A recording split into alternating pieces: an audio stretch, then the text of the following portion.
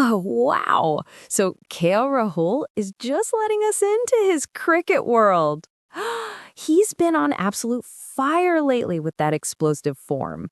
And get this, he's sharing all his secrets, his ambitions for the T20 World Cup, and everything. The pressure of being at the top, he feels it. But guess what? He's got a personal way to tune out all that critic noise. And here's the cherry on top. Test cricket? That's his ultimate, unwavering love. Oh my God, you guys. KL Rahul's form lately? Just insane. He's spilling the beans on how he had to, totally revamp his game. We're talking rethink everything to nail those boundaries that modern cricket craves. Are you even surprised? I'm not. I mean, I obviously had some time to think about like my white ball game and white ball cricket. Um, I was quite happy with my performances and where I was, but there was a time in the game, probably 15 months ago, or 12 months ago, where I realized that the game slightly getting ahead, or it's changing and it's becoming much more faster. And I said this in an interview as well, that it's become more about the team that hits more boundaries is winning the games more often than the team that's, I can't say playing smarter, but the team that doesn't hit as many boundaries is always finding themselves on the losing side. So I thought about that a little bit ever since the last World Cup. And even in the last World Cup we saw that there was 350 360s being scored by teams, and it was almost being chased. We scored 390 in the semi-finals against New Zealand, and we got 3 quick wickets, and still at the halfway stage we were like, are we going to lose this game? Because Kane Williamson and Darryl Mitchell both scored a lot of runs, and it seemed like they could still get over the line and win the game. So, KL Rahul's really opening up, guys.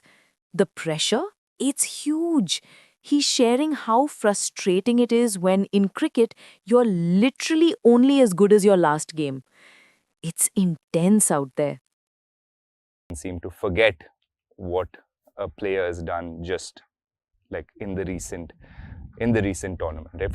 I mean that's been a little bit of a challenge for me, because like I said, the next ODI tournament, maybe I don't even know when it is. It might be after 5 months. We have a long English test summer, so by the time that gets over, and that it'll be about 6 months, and then you'll almost see people writing and commenting and saying that, we need to look for players who are going to play the 2027 World Cup, or the next World Cup after that. And sometimes as a player you sit back and think, why should there be a change when someone's working for you? Why do you already start thinking of the future or the next youngster, or things like that? So that's been a challenge, but I don't think it's just a challenge for me. It's the same for everybody else. So Okay, let's talk trolls. KL Rahul's got the ultimate philosophy. I can forgive, but I don't forget. And wait, there's more. He spills a legendary story with Kevin Peterson. Trust me, you'll want to hear this. but if there is something that reaches me, then yes, I mean I can forgive, but I don't think I can forget.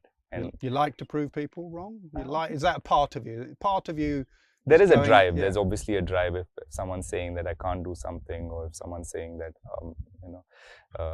he's the most boring player to watch in T20 cricket or in the power play. I mean, there's a bit more in me when I go into the next game to say, okay, it's okay for you to say it. I'm not taking that personally as Kevin Peterson saying it to me. He's someone who I watched growing up, and like we've all like mimicked his batting styles, and I did that in one of our team activities as well. And it's good banter. So I mean, yeah, it's good to see. And when you meet people like that, and when you meet, like, I've spent a couple of weeks with KP here at the IPL, and you realize that they don't mean it. They don't mean any harm to you. It's just what he's seen on TV, and it's what he felt, and he said that on TV. So there's nothing personal.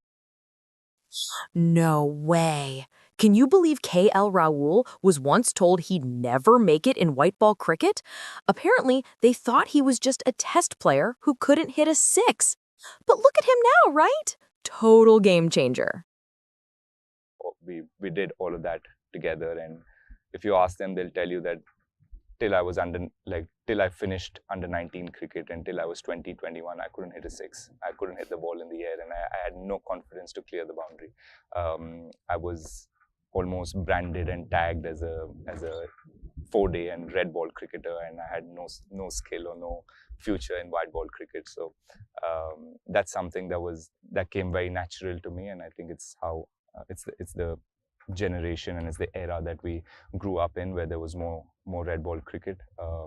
IPL and T20s happened in 2007 and 2008, and by then I think I'd already, I'd started playing professional cricket at the age group level. So a lot of my early days of cricket and coaching that I went through was about red ball cricket, keeping your head down, playing the ball along the ground, and leaving a lot of deliveries and playing in the V and stuff like that. In the end, KL Rahul's journey is all about more than just talent. It's about introspection, resilience, and this undying love for cricket in its purest form. Such a moving story, you know?